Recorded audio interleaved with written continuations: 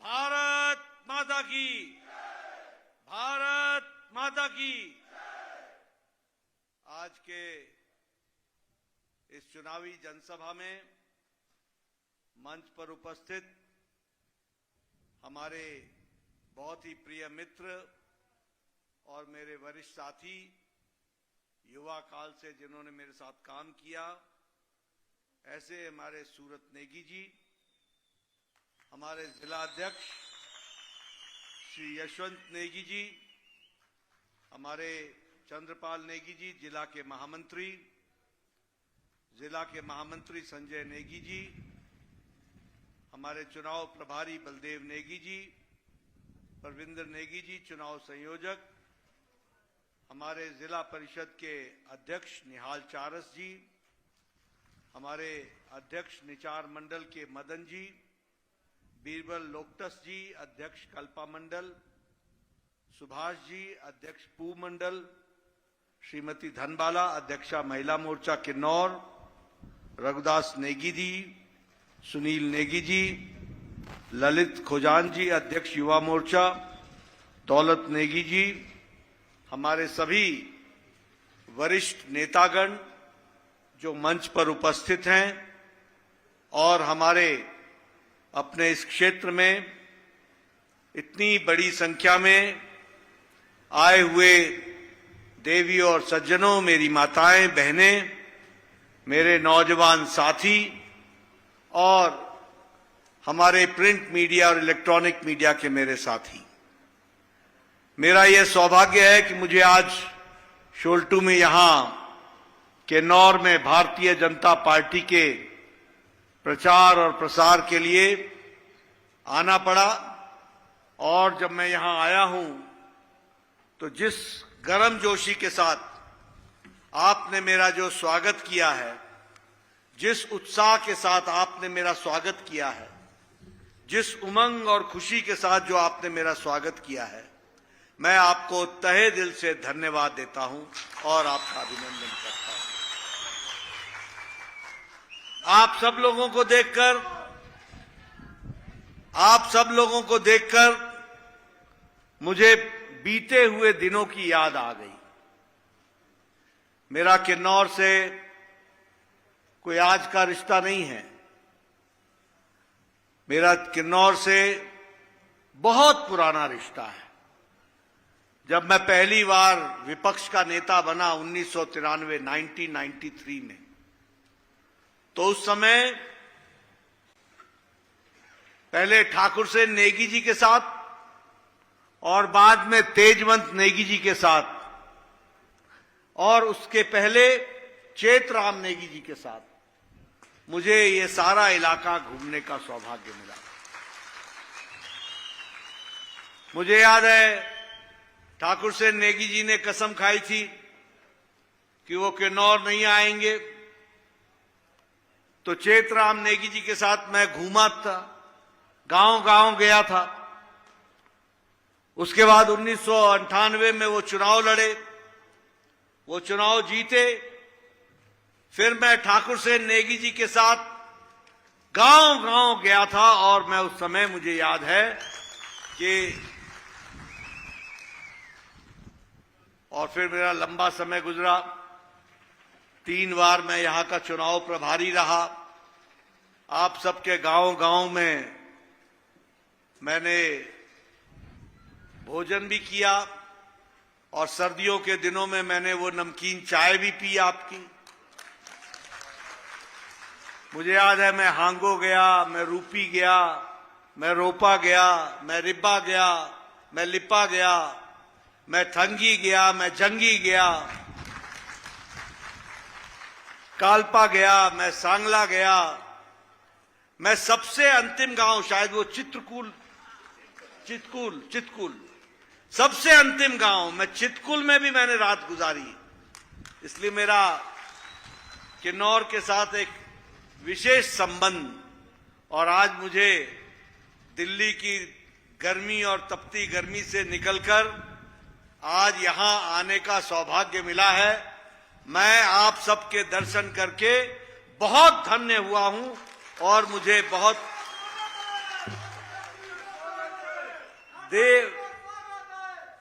देवतुल्य जनता, देवतुल्य हमारे यहाँ के निवासी, उनके दर्शन करके मैं धन्य हुआ हूं। मित्रों, चुनाव की दृष्टि से अगर मैं बात करूं तो मैं एक बात कह सकता हूं कि आप सब लोग यहां जो आए हैं इतनी दूर दराज इलाके से, मुझे बताया गया कि हांगो से भी आए हैं, पू से भी आए हैं, इधर सांगला से भी आए हैं, निचार से भी आए हैं, तो ये तो बात पक्की है कि आपने कमल के निशान को आपने वोट देना है। ये बात तो मैं आश्वस्त हो जाता हूं, ये बात तो मेरी पक्की है। लेकिन मैं आपसे आपका वोट मांगने तो आया ही हूं, लेकिन आपके माध्यम से मैं आपके गांव का, आपके मोहल्ले का, आपके इलाके का, आपके रिश्तेदारों का, सबका मत भारतीय जनता पार्टी और कमल के निशान को मिले, इसकी हमको चिंता करनी पड़ेगी।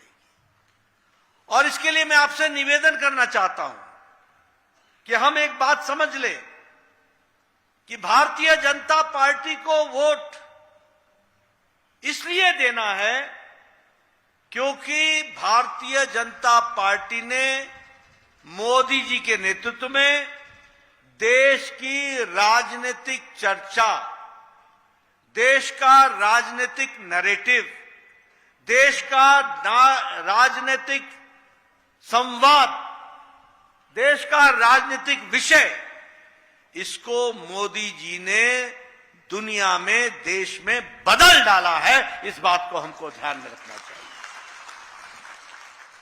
10 साल पहले बताइए आपके मन में आता था कि नहीं आता था कि भारत, हमें दुख है कि एक भ्रष्टाचारी देश बन गया है? दुख होता था कि नहीं होता था? होता था कि नहीं होता था? आए दिन भ्रष्टाचार के किस्से सुनने को मिलते थे कि नहीं मिलते थे? साधारण व्यक्ति बोलता था भारत में कुछ नहीं बदलेगा, ये तो ऐसे ही चलेगा, यहां तो कुछ बदलने वाला नहीं है। ये 10 साल पहले आपकी कहानी थी, और आज 10 साल बाद मोदी जी ने 10 साल में आपके मन में उमंग जगाई, विश्वास जगाया, हिम्मत जगाई। देश बदल सकता है, बदल रहा है। उसका फर्क ये पड़ गया कि आज 2024 में जब आप 1 जून को बटन दबाएंगे तो आप विकसित भारत के संकल्प को पूरा करने का बटन दबाएंगे। ये परिवर्तन आ गया।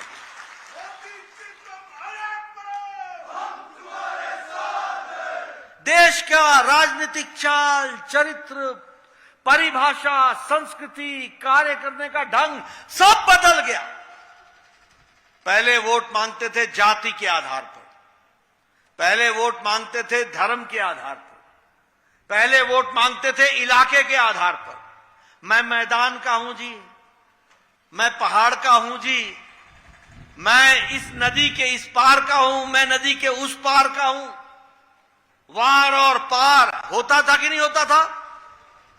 आज मोदी जी के नेतृत्व में जब हम आपसे वोट मांगने आए हैं तो हम एक ही बात के लिए वोट मांगने आए हैं, विकासवाद, विकासवाद और विकासवाद।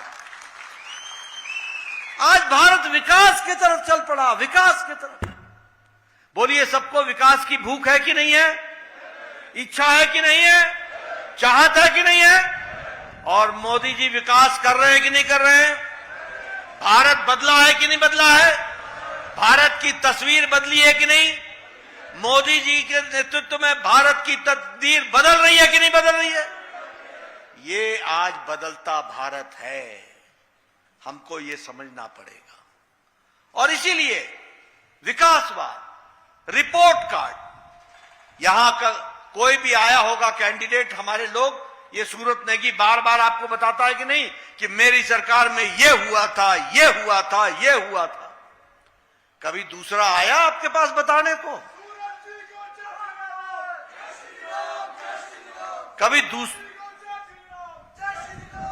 कभी दूसरा आया था पूछने को? बताओ भैया, दूसरा आया था क्या?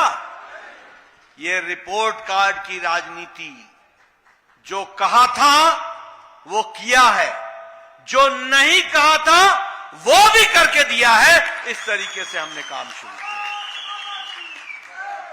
मित्रों, ये बदलता भारत है। और बदलती तस्वीर में मैं आपको ये भी बताना चाहूंगा कि आपको जानकर खुशी होगी, कोरोना में और यूक्रेन के युद्ध में बड़े बड़े देश की अर्थव्यवस्था डगमगा गई। अमेरिका आर्थिक दृष्टि से डमाडोल हो गया। यूरोप आर्थिक दृष्टि से तकलीफ में आ गया। जापान आर्थिक दृष्टि से समस्या में आ गया। चीन पीछे जा रहा है। जापान मुसीबत में है। लेकिन मोदी जी के नेतृत्व में भारत 10 साल पहले 11वें नंबर पर था। आज भारत की अर्थव्यवस्था 5वें नंबर की अर्थव्यवस्था बन गई। 5वें नंबर की अर्थव्यवस्था दुनिया में 5वें नंबर पर हम आके खड़े हो गए। और याद रखिएगा, फिर से तीसरी बार मोदी जी प्रधानमंत्री बनेंगे तो भारत तीसरे नंबर की अर्थव्यवस्था बन जाएगा। तीसरे नंबर की।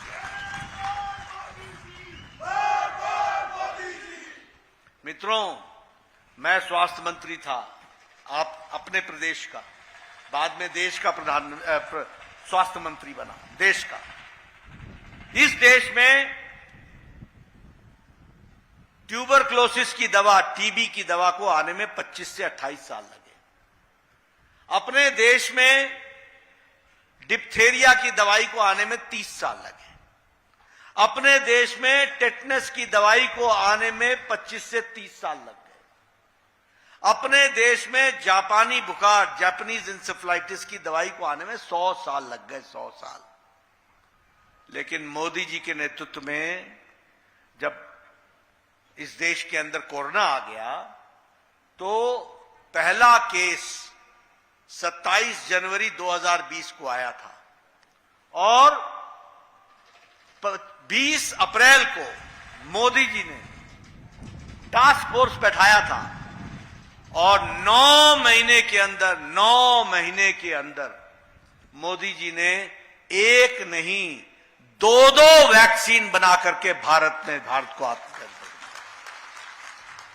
जहां 30 साल दवाई नहीं आती थी, वहां 9 महीने में एक नहीं 2 वैक्सीन आई। और दुनिया का सबसे बड़ा हेल्थ कवरेज वैक्सीनेशन प्रोग्राम और सबसे तेज है वैक्सीनेशन प्रोग्राम भारत में हुआ।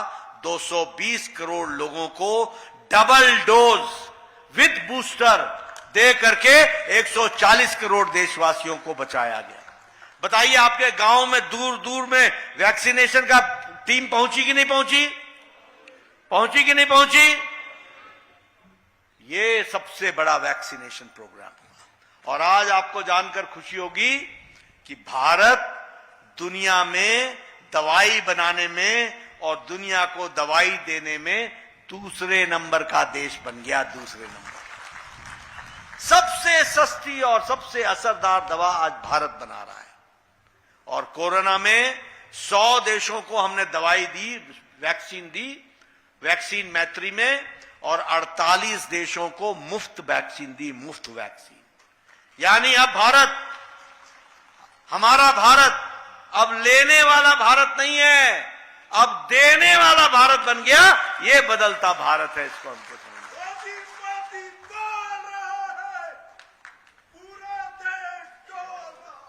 मित्रों, मैं आपको बताना चाहता हूं कि आप बताइए किस तरीके से आज पेट्रोकेमिकल्स और केमिकल्स में भारत का एक्सपोर्ट 106% बढ़ गया।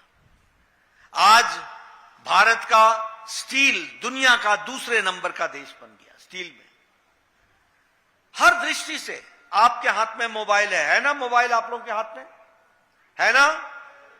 ये मोबाइल 10 साल पहले इस पे लिखा होता था made in China, made in Japan, made in Taiwan, made in Australia.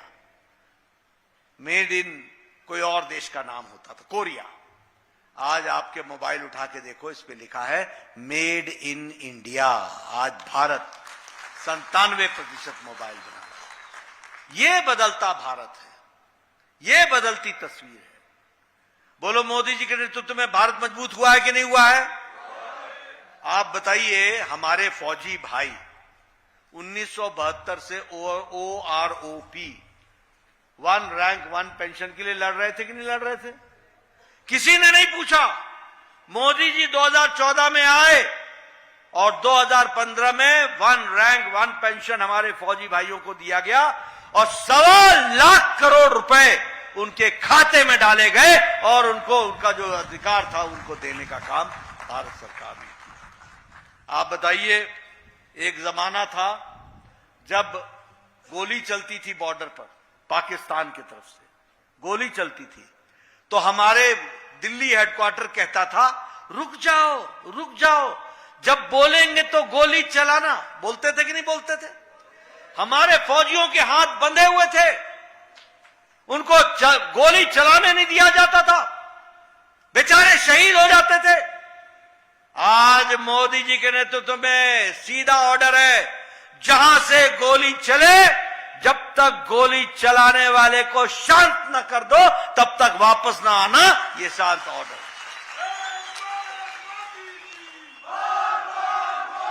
और बताओ, उरी की घटना घटी तो घर में घुस करके सर्जिकल स्ट्राइक हुआ कि नहीं हुआ?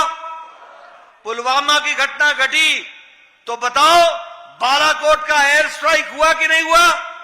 घर में घुस के मारा कि नहीं मारा? पाकिस्तान उफ भी नहीं कर सका, दुनिया को बोल भी नहीं सका कि पिट गए हम। ये आज बदलता भारत है, ये हमारी सिक्योरिटी है। बताइए, बुलेट प्रूफ जैकेट नहीं था भारत के पास, आज Bharat bullet proof jacket export कर रहा है, दुनिया को दे रहा है। हमारे पास लड़ाकू बेड़े नहीं थे, आज राफेल का बेड़ा तैयार खड़ा है। हमारे पास हेलीकॉप्टर, चिनूक, हर एक दृष्टि से आज हम लैस हैं। अब हम अपने फाइटर जेट बना रहे हैं, फाइटर प्लेन्स बना रहे हैं। अब हम अपने फाइटर प्लेन्स बना रहे हैं और हेलीकॉप्टर बना रहे हैं। ये आत्मनिर्भर भारत खड़ा हो रहा है, ये आत्मनिर्भर भारत। आप बताओ, मेरे मुंह से भी निकला कि चितकुल अंतिम गांव। मोदी जी ने हमारी परिभाषा बदल दी। अब चितकुल अंतिम गांव नहीं है, चितकुल अब भारत का पहला गांव है, पहला गांव। Vibrant village, vibrant village. 7,500 crore रुपए दिए हैं सिर्फ वाइब्रेंट विलेज को ठीक करने के लिए।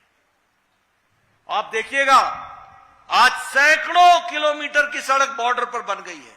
आप सब देखते थे कि नहीं देखते थे?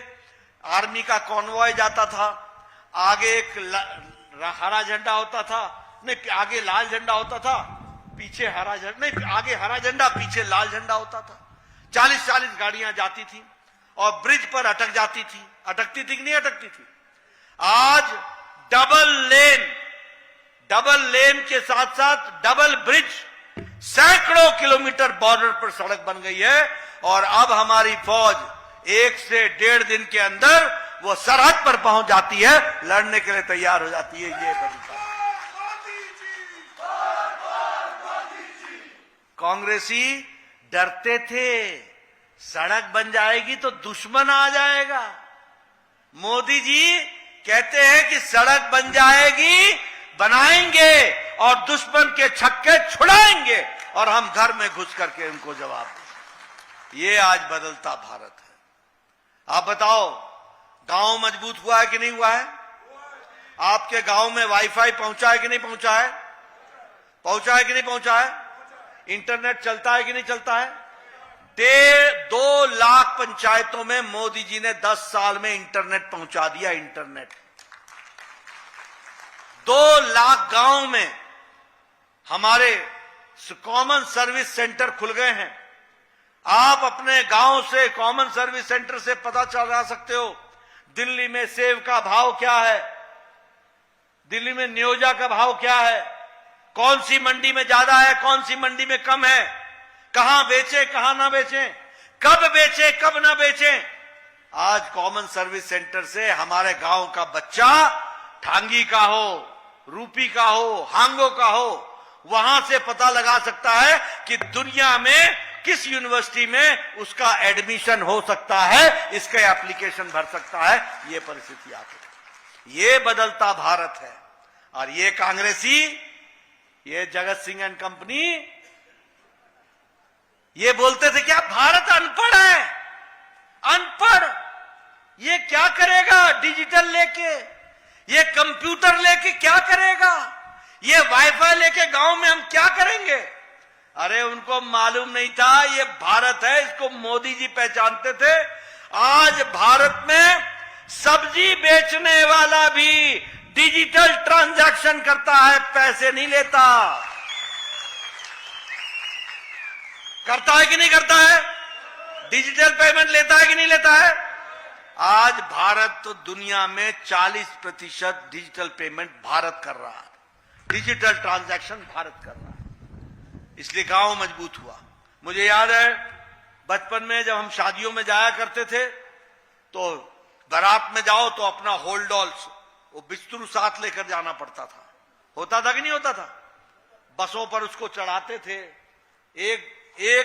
एक सीजन में 2 बारात अटेंड हो जाए तो काफी। यही थी कि नहीं? और फिर उसके बाद खच्चरों में लाद करके सामान ले जाया जाता था गांव में। आज बताइए हर गांव में सड़क पहुंच रही है कि नहीं पहुंच रही है? पक्की सड़क पहुंच रही है कि नहीं पहुंच रही है?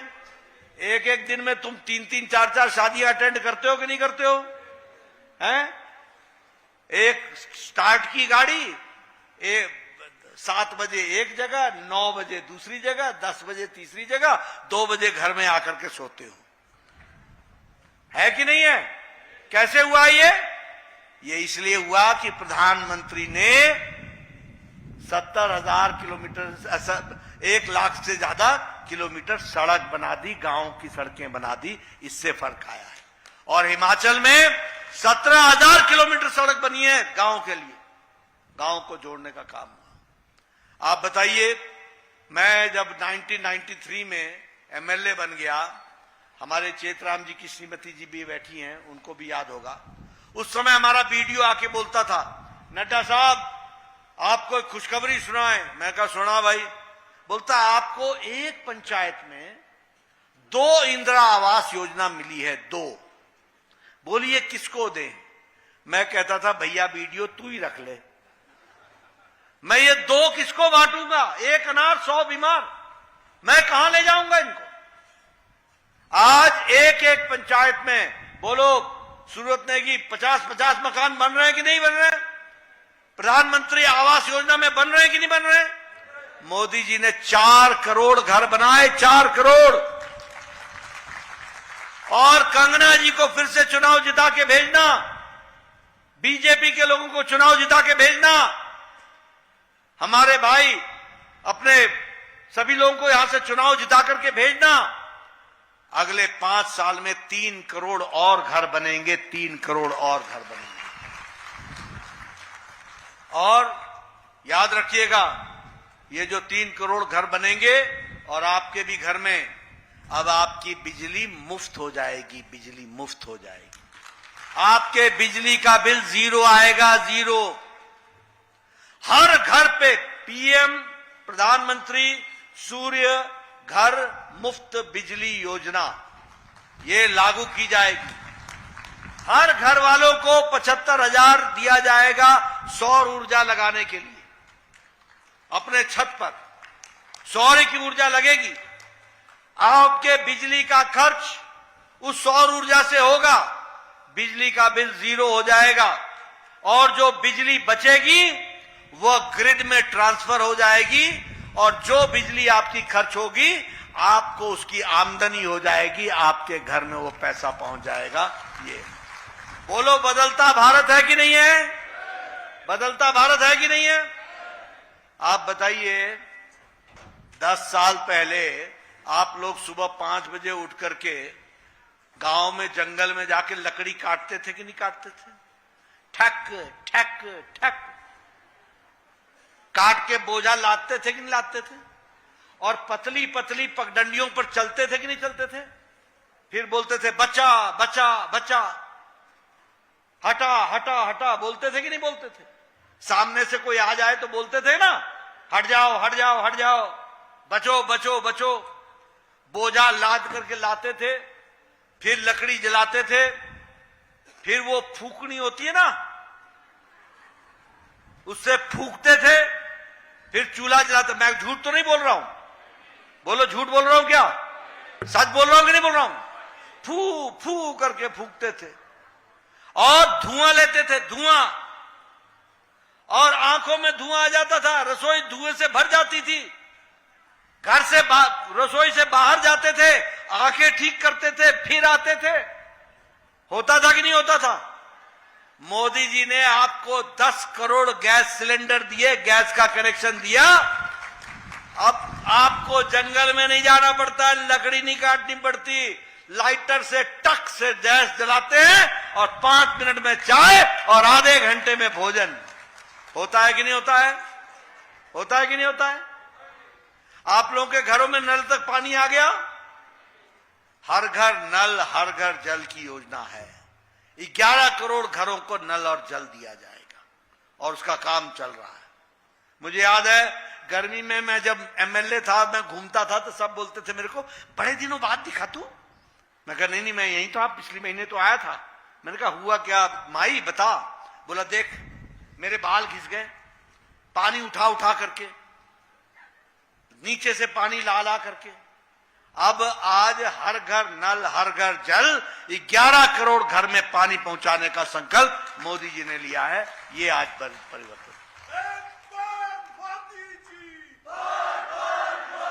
इसलिए संकल्प के साथ काम करना।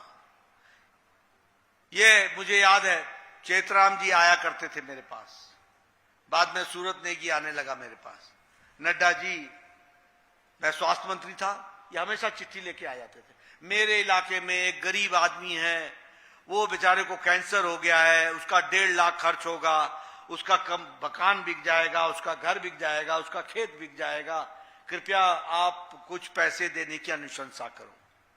आते थे कि नहीं? सूरत लाते हैं कि नहीं? मेरे को इसको बाईपास होना है, इसको वेल्व लगना है, ये छोटा बच्चा है, इसके हार्ट का ऑपरेशन होना है, ये गरीब आदमी है, इसका पिता मजदूर है, इसके लिए कोई आर्थिक व्यवस्था कीजिए। मोदी जी ने जब मैं स्वास्थ्य मंत्री भारत का बना तो उन्होंने कहा बड़ा काम करना है, और वो बड़ा काम क्या हुआ? दुनिया का सबसे बड़ा स्वास्थ्य का कार्यक्रम आयुष्मान भारत, दुनिया का।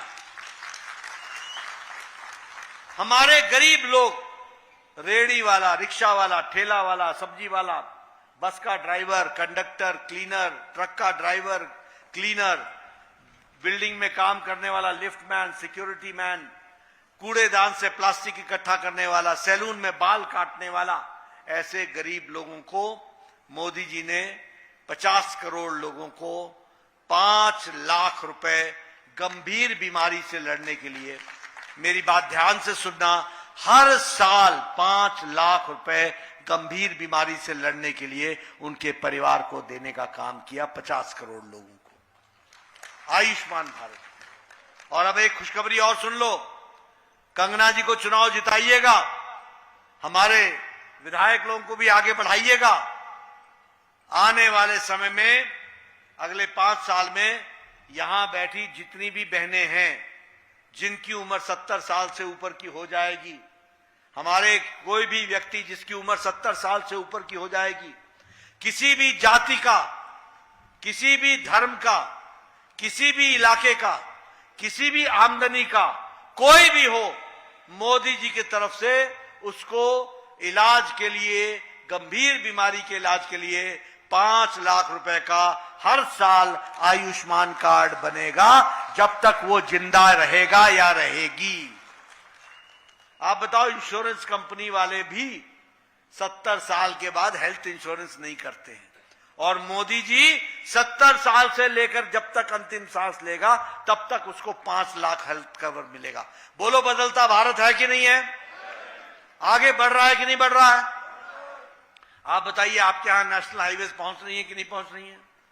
विकास हो रहा है कि नहीं हो रहा है? सड़कें पहुंच रही कि नहीं पहुंच रही है? हर दृष्टि से विकास हो रहा है कि नहीं हो रहा है? बोलो, आपके यहां Indian institute of management Himachal में पहुंच गया कि नहीं पहुंच गया? आप बताइए, all India institute of medical sciences Bilaspur पहुंच गया कि नहीं पहुंच गया? आप बताइए, बल्क ड्रग पार्क बन गया कि नहीं बन गया? आप बताइए, हर दृष्टि से विकास को नया आयाम दिया गया। आप बताइए, शिमला में सुपर स्पेशलिटी ब्लॉक बन गई कि नहीं बन गई? आप बताइए, किन्नौर में हॉस्पिटल का विकास हुआ कि नहीं हुआ? हर दृष्टि से मोदी जी ने आप लोगों की चिंता की है और आपको आगे बढ़ाया है। और इसलिए मैं आपसे निवेदन करने आया हूं। लेकिन निवेदन करने के पहले एक बात और बता दूं कि एक तरफ मोदी जी के नेतृत्व में भारत आगे बढ़ रहा है और दूसरे तरफ वो घमंडिया गठबंधन के लोग हैं, वो इंडिया अलायंस वाले हैं। बोलो, उनको आगे आने दोगे क्या? आने दोगे क्या? ये इंडिया अलायंस क्या है? ये इंडिया अलायंस भ्रष्टाचारियों का जमावड़ा है। ये सारे भ्रष्टाचारी हैं, सब भ्रष्टाचारी हैं। बोलो, कांग्रेस पार्टी ने भ्रष्टाचार किया था कि नहीं किया था? बोलो, कोयला घोटाला किया था कि नहीं किया था? बोलो, चीनी घोटाला किया था कि नहीं किया था? चावल घोटाला किया था कि नहीं किया था? समुद्र में घुसकर पनडुब्बी घोटाला किया कि नहीं किया? आकाश में बोलो राफेल का घोटाला किया था कि नहीं किया था? आप बताओ, हेलीकॉप्टर वेस्टलैंड का घोटाला किया था कि नहीं किया था? कौन सा 2G का घोटाला किया कि नहीं किया? 3G का घोटाला किया कि नहीं किया? कौन सा घोटाला छोड़ा कांग्रेस ने? और ये बताओ, लालू चारा खा गया कि नहीं खा गया? अलकतरा खा गया कि नहीं खा गया? जमीन के नौकरी के जगह पर जमीन खा गया कि नहीं खा गया? ममता ने टीचर भर्ती में घोटाला किया कि नहीं किया? नोटों की गड्डियां निकली कि नहीं निकली उनके मंत्री से? एक कांग्रेस का मंत्री है जो कांग्रेस के मंत्री के पीए के नौकर के घर से 29 करोड़ निकले हैं। आप बताओ, मंत्री का पीए का नौकर से 29 करोड़ और कांग्रेस के एक एमएलए के घर से 365 करोड़। बैंक वालों को, ईडी वालों को 18 मशीनें नोट गिनने वाली मंगवानी पड़ी। 18 मशीनें लगी, 3.5 दिन लगे, तब जाकर के 350 करोड़ रुपए की गिनती हुई। बोलो, ये भ्रष्टाचारियों को आगे आने दोगे क्या? ये सब भ्रष्टाचारियों का जमावड़ा है। आप बताओ, अरविंद केजरीवाल ने घोटाला किया कि नहीं किया? शराब का घोटाला किया कि नहीं किया? दवाई का घोटाला किया कि नहीं किया? आप बताइए, सोनिया गांधी बेल पर है कि नहीं है? राहुल गांधी बेल पर है कि नहीं है? चिदम्बरम बेल पर है कि नहीं है? उसका बेटा बेल पर है कि नहीं है? आइए, लालू बेल पर है कि नहीं है? 1 तारीख तक अरविंद केजरीवाल बेल पर है कि नहीं है? आप बताओ, मनीष सिसोदिया जेल में है कि नहीं है? आप बताओ, सत्येंद्र जैन 1.5 साल से जेल में है कि नहीं है? आप बताओ, ये आजम खान जेल में है कि नहीं है? आप बताओ, टीएमसी के नेता जेल में है कि नहीं है? डीएमके के नेता जेल में है कि नहीं है? ये सारे घमंडिया गठबंधन या तो बेल पर हैं या जेल में। ये सारे भ्रष्टाचारी, जहां देखो कमीशन कमीशन कमीशन। एक तरफ मोदी जी हैं, डिजिटल पेमेंट, कैश पेमेंट, प्रधानमंत्री किसान सम्मान निधि 11 करोड़ 78 लाख किसान के खाते में हर चौथे महीने 2000 रुपए पहुंचता है और साल में 6000 रुपए पहुंचता है। आयुष्मान भारत 365 करोड़ रुपए का इलाज हो गया।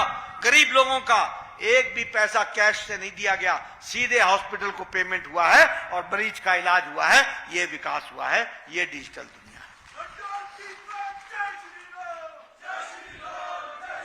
और एक बात और याद रखना मित्रों, मैं कहना नहीं चाहता था लेकिन मैं आया हूं तो यहां बता देता हूं। ये कांग्रेस पार्टी आपके ट्राइबल का रिजर्वेशन पर डाका डालने जा रही है। ये धर्म के आधार पर रिजर्वेशन देना चाहती है। आपको जानकर प्रसन्नता होगी कि बाबा भीमराव अंबेडकर ने संविधान में लिख दिया है और साफ लिखा है कि हम धर्म के आधार पर आरक्षण नहीं देंगे। हम आरक्षण वहां की भौगोलिक और सामाजिक परिस्थितियों पर देंगे। और आपको जो ट्राइबल रिजर्वेशन है वो भौगोलिक आधार पर मिलता है, क्योंकि दूर दराज का इलाका है तो इसको ट्राइबल को रिजर्वेशन दिया जाए। अब कांग्रेस पार्टी आपके आरक्षण पर डाका डालकर मुस्लिम भाइयों को आरक्षण देना चाहती है। बोलो, ऐसे लोगों को आगे आने दोगे क्या? आगे आने दोगे क्या? इनको आगे आने देना है क्या? मित्रों, इस बात को समझो, ये कांग्रेस पार्टी चाशनी में आपको चीनी में मीठा मीठा में मिलाकर आपको जहर देने का काम कर रही है और देश को जहर देने का काम कर रही है। ऐसे लोगों से सावधान रहने की जरूरत है। मैं नाम दोबारा नहीं लूंगा, लेकिन वो जो है ना, वो आजकल दिखते नहीं है, यहां सुख दुख में शामिल नहीं होते। तो अब सूरत नेगी दिखता है और सूरत नेगी की ही सूरत दिखती है। इसलिए याद रखना, जो आपके हक की रक्षा करे, जो आपके इलाके की रक्षा करे, जो आपको विकास में आगे ले जाए, उनको ही आपने ताकत देनी है। और इसीलिए मैं आपसे ये निवेदन करने आया हूं और आपसे ये बताने आया हूं कि आज आवश्यकता इस बात की है कि हमारी कंगना बहन जो यहां से प्रत्याशी है, उसने देखो एक हिमाचल के गांव से निकलकर देश में दुनिया में नाम कमाया और देश में दुनिया में और दुनिया में फिल्मी जगत में उसने अपने आप का नाम स्थापित किया। बोलो, एक गांव से निकली हुई हमारी बहन इतने आगे बढ़ी, दुनिया में नाम कमाया, उसको स्थान मिलना चाहिए कि नहीं मिलना चाहिए? जरा जोर से बोलिए, स्थान मिलना चाहिए कि नहीं मिलना चाहिए? उनको चुनाव जिताना चाहिए कि नहीं जिताना चाहिए? और लाहौल स्पीति से हमारा साथी अपना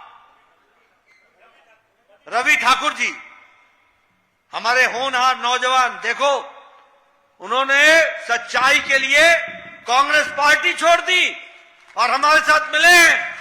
बोलो, उनको आशीर्वाद रवि ठाकुर को मिलना चाहिए कि नहीं मिलना चाहिए? तो अगर मिलना चाहिए तो आपको कमल का बटन दबाना होगा और 1 तारीख को आप कमल का बटन दबाएं, कंगना जी को विजयश्री दिलाएं। बोलिए, आप उनको विजयश्री दिलाएंगे ना? मुझे विश्वास देंगे ना? मैं विश्वास के साथ दिल्ली जा सकता हूं ना? याद रहेगा ना? 4 तारीख को मैं देखूंगा मंडी क्या हो रहा है, किन्नौर कितना आगे जा रहा है। तो आपने जितना वोट दबाया होगा वो ऊपर उठ जाएगा, कमल खिल जाएगा। तो खिलाओगे ना? बोलो, फिर एक बार, फिर एक बार, फिर एक बार, अब की बार, अब की बार, अब की बार। बहुत बहुत धन्यवाद। जय भारत, जय हिमाचल।